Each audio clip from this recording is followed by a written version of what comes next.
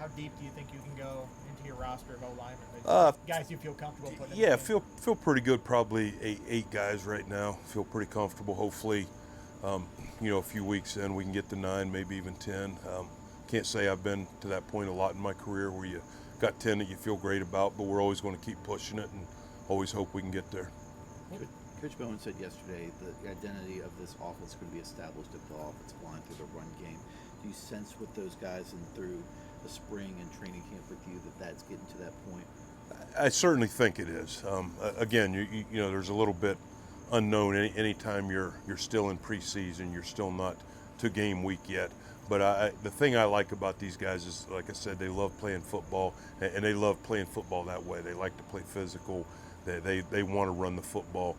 So that's the mentality that we're going into it with, and just keep working to become that group. It doesn't happen overnight. You gotta teach it. You gotta coach it. You and they got to believe in it, and they got to keep practicing. I think last time we talked to you, you were a week into the job, something like that in the spring.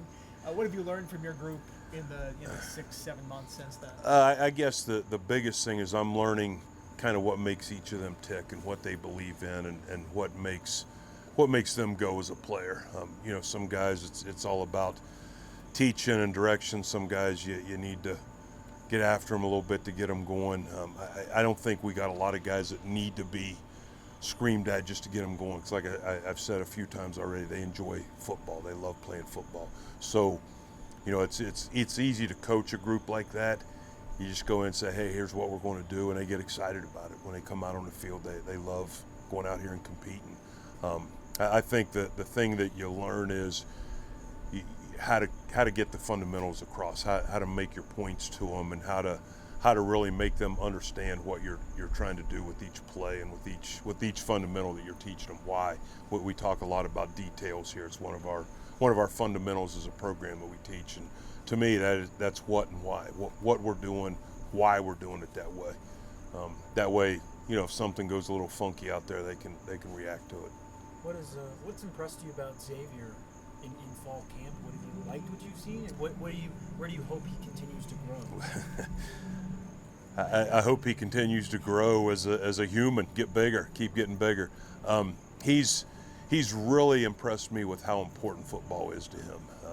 As a young guy, you don't always see that, and you can say something to him in the meeting room, and he kind of takes it to the field. He gets it and understands it, and goes out and is able to execute it. So I think what I hope he keeps doing is keeps getting a feel for what he sees and how that impacts what he needs to do. We talk a lot about a pre-snap routine, and part of it is you need to see your picture, and what does that tell you need to do differently? What adjustments do you need to make on this play based off what you see out of the defense? So I hope he continues to grow in that direction. How do What you have you feel seen as out a of late Gano this fall camp from spring, and how do you see him continuing to make improvements? He's starting to understand the difference between high school football and college football. Things happen a little bit quicker, a little bit faster. He's learned to play a lot more physical than he was in the spring. Probably the second half of the spring and throughout preseason camp, he's made big strides in that department. And again, it's really fun to watch. It's enjoyable to see a guy who is going kind of really slow and not really picking it up. All of a sudden it starts making sense, and he starts getting better and better and better.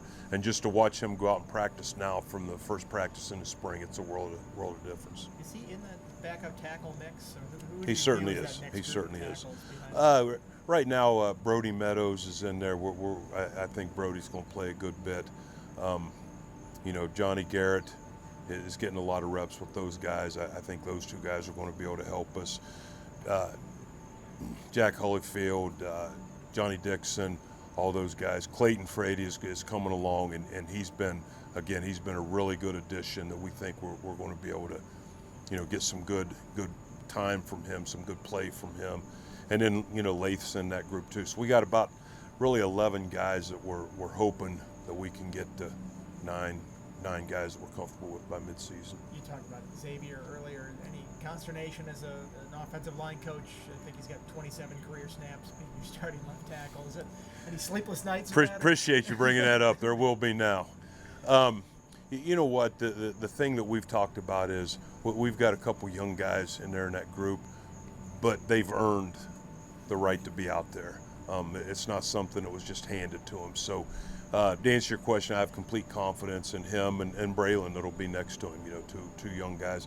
I believe that those guys are going to be really good football players.